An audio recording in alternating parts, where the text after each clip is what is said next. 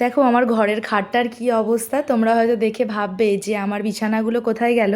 তো বিছানাগুলো কোথায় গেল আমি তোমাদেরকে বলি। দেখো উপরের ঘরের যে গদি বিছানাগুলো পাতা ছিল সেগুলো না নিচের ঘরে নিয়ে চলে গেছি। মানে গরম পড়ে যাওয়ার কারণে আমরা আর উপরে থাকি না, নিচের ঘরে চলে গেছি, কারণ আমাদের নিচের ঘরটা ভীষণ ঠান্ডা। আর উপরে যখন এসি কিনবো তখন এসিটা সেটিং করে নিয়ে আমরা উপরেই থাকবো।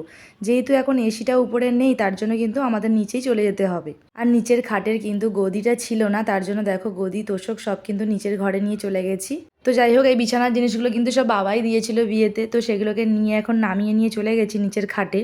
আর এই খাটটা যেহেতু একদম ফাঁকা অবস্থা তার জন্য ও বলল দেখো আমি কিছুদিন পরে এর গদি তোষক সব কিনে দেবো। তো তাই জন্য দেখো আমি সব কিন্তু পুরো খাটটা ঝেড়ে ঝুড়ে ভালো করে কিন্তু পরিষ্কার করে নিলাম। আর উপরের ঘরের যে বালিশগুলো ছিল সেগুলো একটা টুলের মধ্যে ঘরের কোণটাতে সাজিয়ে গুছিয়ে রাখলাম।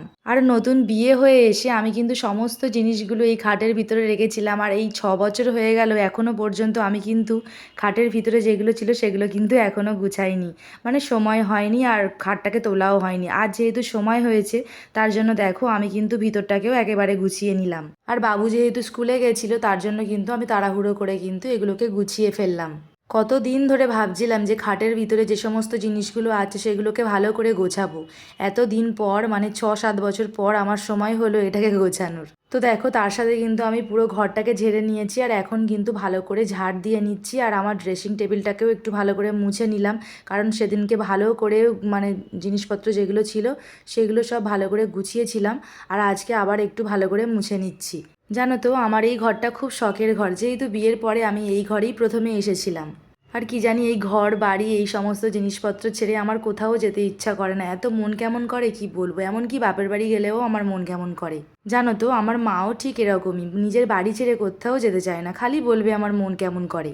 আর এই যে ফটোটা তোমরা দেখতে পাচ্ছ আমি মুছছি, এটা কিন্তু আমি ড্রেসিং টেবিলের উপরে সাজিয়ে রাখি। এটা কিন্তু আমার বিয়ের প্রথম প্রথম আমরা যখন দীঘাতে গেছিলাম তখন কিন্তু এই ছবিটা তোলা ছিল। তবে আরও একটা ছবি ছিল, সেই ছবিটা কিন্তু পড়ে গিয়ে ভেঙে গেছিলো। আমার খুব পছন্দের একটা ছবি, আমরা যখন হানিমুন গেছিলাম তখন এই ছবিটা তোলা ছিল। দেখো একেবারেই কিন্তু ঘরটাকে পুরো ক্লিন করে নিয়েছি। আর এবার তোষক গদি কিনলেই উপরটা গুছিয়ে ফেলবো। আর এবার দেখো আমি বাইরে চলে এসেছি, তো বাইরের বারান্দাটা ভালো করে ঝাড় দিয়ে নেব। আর সমস্তটা যখন ঝাড় দেওয়া হয়ে যাবে তখন কিন্তু আমি পুরো ঘরটা ভালো করে মুছে নেব। যেহেতু রাস্তার ধারে বাড়ি মানে প্রচুর পরিমাণে ধুলো হয়ে যায়, রোজ রোজ না ঘর মুছলে একদমই হয় না। দেখো ঘরের জানালাটা খোলা ছিল, কি সুন্দর হাওয়া ঢুকছে। আর এবার কিন্তু আমি একটা অন্য ঘরে চলে এসেছি, ওই ঘরটাকেও ভালো করে বিছানার চাদরগুলোকে গুছিয়ে টুছিয়ে নিয়ে ভালো করে ঝাড় দিয়ে পরিষ্কার করে নেব। আমার না কি জানি ভীষণ ঘর গোছাতে ভালো লাগে। যদি ঘরের একটা জিনিস এদিক ওদিক হয় আমার মনে হয় সেটাকে এক্ষুনি গিয়েই আমি ঠিক করে নিই, আর সেটা করিও। তবে দিন শেষে আমি যখন ঘুমাতে যাই বিছানায় তখন কিন্তু আমি ভীষণ ক্লান্ত হয়ে পড়ি। আর একটু যে ফোনটা ঘাঁটবো তাও কিন্তু পারি না, এত চোখে ঘুম এসে যায়, মনে হয় যে সব কিছু রেখে ঘুমিয়েই পড়ি। তারপরে দেখো উপরটা পুরো কিন্তু ক্লিন করে আমি নিচে চলে এসেছিলাম। আর এই যে দেখো নিচের ঘরের বিছানাপত্র আমি এমন করে গুছিয়েছি।